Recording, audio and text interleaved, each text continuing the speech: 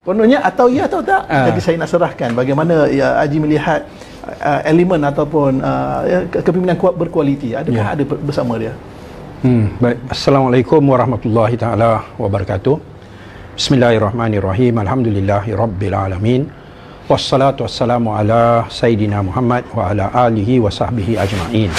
Dia beginilah kalau kita nak buat perbandingan PAS dulu dengan PAS sekarang. Kalau PAS dulu, ikon kepimpinannya adalah almarhum Tok Guru Ni Aziz. Seorang ulama yang berlembah lembut, yang berakhlak mulia, yang berilmu, yang menghormati rakan dan taulan, lawan pun dihormatinya. Cara kepimpinan yang menjadi sebagai satu inspirasi kepada semua yang menjadi ahli PAS untuk berusaha mempertingkatkan ilmu, memperbaiki akhlak, untuk membentuk satu gerakan yang berdisiplin dan sebagainya.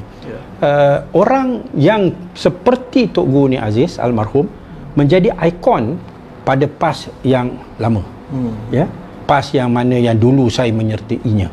Dan saya tak boleh nafikanlah bahawa di antara daya tarikan yang menyebabkan kita masuk dalam PAS dulu ialah wujudnya ulama-ulama yang seperti itu, iaitu almarhum Yusuf Rawa, almarhum Ustaz Fadil Nur, almarhum Tok Guru Ni Aziz, dan pada ketika itu Haji Hadi pun tak seperti sekarang, dan ikon kepimpinan adalah mencerminkan perjuangan parti itu.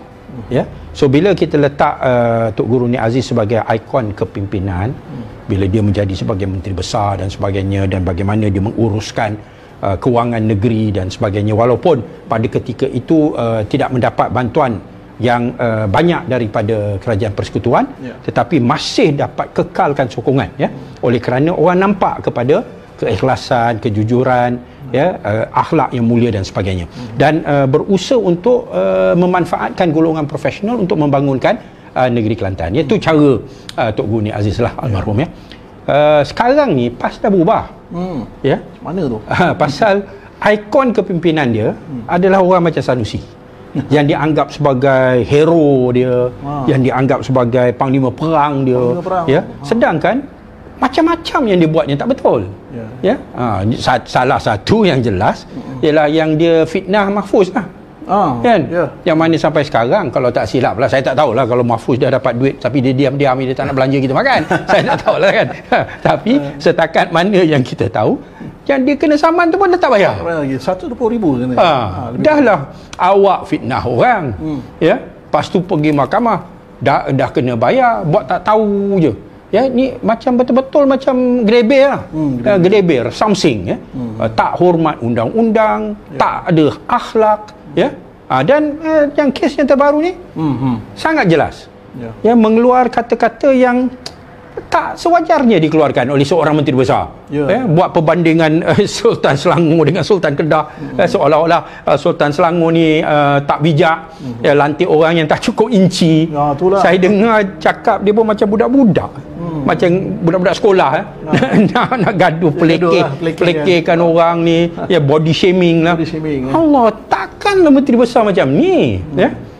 Kalau kamu jadi gurkha kat bawah, kamu keluarkan kenyataan macam tu, satu hal lah. Ini awak menteri besar, dah pula jadi ikon kepada PAS. Kalau macam ni lah kepimpinan berkualiti dalam PAS, memang hancurlah negara.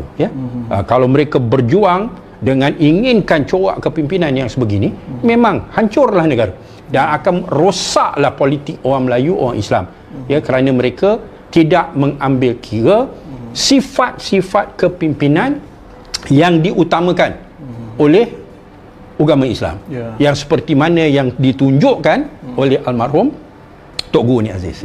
Kalau kita tengok dia punya kenyataan berhubung dengan Sultan Selangor lantik Amiruddin sebagai menteri besar, macam satu kesilapan, bodoh lah Sultan Selangor.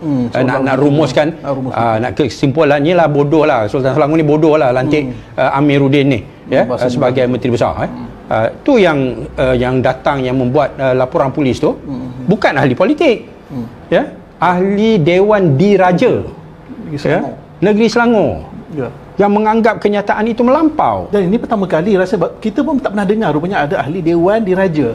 Mungkin kebanyakan orang. Ada. Memang lama lah kalau kita dulu bila kita bentuk kerajaan tu kita dah biasalah. Tapi mereka muncul untuk buat laporan polis ini pertama kali. Ya, betul. Ini kali pertama ya di mana sampai ahli Dewan Diraja terpaksa membuat laporan polis terhadap sikap yang biadab yang ditunjukkan oleh seorang menteri besar yang disanjung oleh PAS. Ya, ini ke ikon kepimpinan PAS. Ya, teruk sangat dah jadi PAS. Ya. Tapi itulah bila sebut tentang kepimpinan berkualiti sebagai menteri besar, hubungan di antara kerajaan dan kerajaan negeri dan juga persekutuan, sepatutnya itu antara yang menunjukkan satu kata bila ada kepimpinan kualiti maka mudahkan urusan. Begitu juga hubungan dia dengan pihak istana sebagai contoh, dan juga hubungan dengan rakyat yang lainnya. Jadi tapi yang kita nampak sekarang ini apa yang berlaku, hubungan dengan kerajaan pusat tidak baik. Kalau sebelum ini kalau dikatakan Anwar PMX kita, Datuk Seri Anwar Ibrahim boleh ke Kelantan, boleh ke Terengganu memberikan bantuan dan juga peruntukan yang sewajarnya untuk membangunkan negeri, beri peruntukan untuk perbaiki air di Kelantan. Tapi tidak berlaku di Kedah hanya kerana pasal orang kata tidak bersedia untuk dia berubah. Kalau tak berubah adab itu kata PMX. Dan sekarang ini pula yang biadab betul. Biadab. Dan ini buktilah jelas. Ya, bila pelikihkan Sultan Selangor lah, nafikan yang di Pertuan Agong peranan baginda dalam membentukkan kerajaan perpaduan ini, ya. Ni semua bila dia buat macam tu, dia macam dia mengatakan bahawa Agong silap. Agong kena tipu. Ni macam Papa Gomo lah. Lebih kurang lah. Kata apa ni, Agong ditipu lah, bodoh sangat lah Agong tu. Sultan Selangor pun bodoh sangat lah, dan sebagainya. Lalu ini semua menunjukkan kualiti kepimpinan PAS di negeri Kedah. Dan orang PAS sendiri ataupun mungkin PN sendiri menganggap dia bukan lawan dengan Sultan, tapi ini adalah satu tekanan daripada kerajaan. Tu dia punya spin dia tu lah. Sedangkan ahli Dewan Diraja tu sendiri telah keluar ada video mengatakan dia orang yang buat report ni bukan atas dasar desakan daripada kerajaan PH ataupun sebagainya. Ni Dewan Diraja terasa yang apa ni, Duli Yang Maha Mulia Sultan Selangor tu, dia terasa dengan kenyataan Sanusi yang dianggap melampau, dan Sultan mengatakan hal ini belum selesai. Betul. Ada apa ni, bila nak lantik menteri besar, ya, bukan dikira cukup inci ke tak cukup inci, ya, dia kena cukup akal. Akal tu jangan pendek akal, jangan kurang akal, ya, boleh jalankan tugas sebagai menteri besar dengan baik, membangunkan negeri Selangor. Kalau nak bandingkan negeri Selangor dengan negeri Kedah tu dah bagaikan apa ni, bumi dengan langit lah kan. Apa yang Sanusi buat sebagai menteri besar, apa yang dia buat? Tak ada benda. Selain daripada nak bergaduh dengan Nasional, nak bergaduh dengan Penang, nak bergaduh sini. So orang kampung mungkin dia nampak dia seronok lah. Nampak wah hero, dia nak sanggup lawan dengan semua orang dan sebagainya. Tapi dari sudut tanggungjawab untuk membangunkan negeri Kedah, tak ada apa yang dibuat. Ini pun satu yang menarik. Tapi sebelum tu, bila kata banyak persoalan, kata tekanan dia kena tangkap, dia bawa oleh polis pukul 3 pagi, itu pun telah dijawab oleh polis sendiri. Walaupun dalam sidang media dia dengan ramai wartawan tu mengatakan bahawa dia hanya tahu pasal pertuduhan atau pendakwaan dia melalui berita online. Sedangkan dia kata tak ada terima apa-apa. Walhal polis mengesahkan yang panggilan telefon banyak kali. Ni kalau polis pun call awak tak jawab, apatah lagi rakyat. Aduh, bodoh sangatlah dia. Minta maaf lah, tapi saya rasa inilah menteri besar yang paling kalut, yang memang memalukan Kedah lah, bagi saya lah. Tapi terpulang lah kalau orang Kedah suka menteri besar yang loklak macam tu, terpulang lah. Yang badut macam tu, terpulang lah. Dan dia pergi bawa kenyataan datang ke Selangor dengan kenyataan begitu, yang pastinya Sultan Selangor melihatkan keadaan begitu, dan juga rakyat Selangor pasti tak dapat menerima keadaan itu. Okey, kita situ. Ini satu apa ni, satu mungkin Allah nak dedahkan sikap dan sifat PAS hari ini. Ya, dia main 3R tu. Dia punya keadaan, kepimpinan dia, pemikiran dia yang sudah banyak berubah. Ya, sebelum PRN ni Allah nak dedahkan. Ya. Dan kita kena ingat bahawa laporan polis yang dibuat oleh ahli Dewan Diraja itu tak ada kena mengena dengan politik. Tak ada kena mengena dengan PH ataupun kerajaan perpaduan. Ya.